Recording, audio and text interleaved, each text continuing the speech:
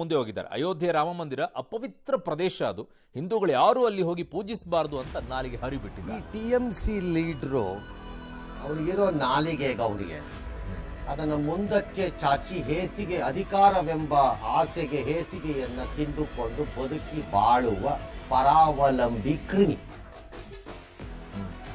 ಅದು. ಆ ಕ್ರಿಮಿ ಬಗ್ಗೆ ಯಾರಾದರೂ ಗಮನ ಕೊಡ್ತೀವಾ? ಕೊಚ್ಚೆ ಚರಂಡಿನಲ್ಲಿ ಜಂತುಳುಗಳ ತರ ಕೆಲವು ಓಡಾಡ್ತಿರುತ್ತವೆ ಅವು ಕ್ರಿಮಿಗಳು. ಅದನ್ನ ಯಾರಾದರೂ ನೋಡೋದು ಹೋಗ್ತಾ ಇದೆ ಅಂತ ನೋಡ್ತಾರ? ಮುಗಿತಾರೆ. ಒಳ್ಳೆ ಮೀನು ಹೋಗ್ತಾ ಇದೆ, ಚೆನ್ನಾಗಿ ಹೋಗ್ತಿರೋ ಮೀನು ಹೋಗ್ತಾ. ಈ ಜಂತುಗಳು ನೋಡ್ತಾರ? ಇದು ಜಂತುಗಳು.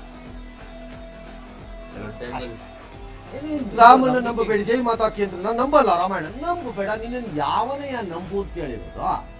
ನಿಂಗೆ ಯಾವನಾರು ಕರೆದಿದ್ನ ಬಾ ಅಂತ. ನಮ್ಮ ರೀತಿಯ ಮಾತುಗಳಿಂದ ಇನ್ನೊಬ್ಬರನ್ನ ದೂಷಿಸುವ ಮೂಲಕ ಅಧಿಕಾರವನ್ನು ಹಿಡ್ಕೊಂಡೇ ಇರಬಹುದು ಅನ್ನೋ ದಿಮಾಕಲ್ಲಿ ಮೆರೀತಿರ್ತಾರೆ. ಅಲ್ಲಿಯವರೆಗೆ ಇವೆಲ್ಲ ನಡೆಯುತ್ತೆ. ಒಮ್ಮೆ ಅದಕ್ಕೆ ಹೊಡೆತ ಬಿದ್ದರೆ ಬಾಲ ಕತ್ತರಿಸ್ಕೊಂಡು ಇಲಿಗಳ ತರ ಬಿಲ್ಗಳಿಗೆ ಹೋಗ್ತಾರೆ.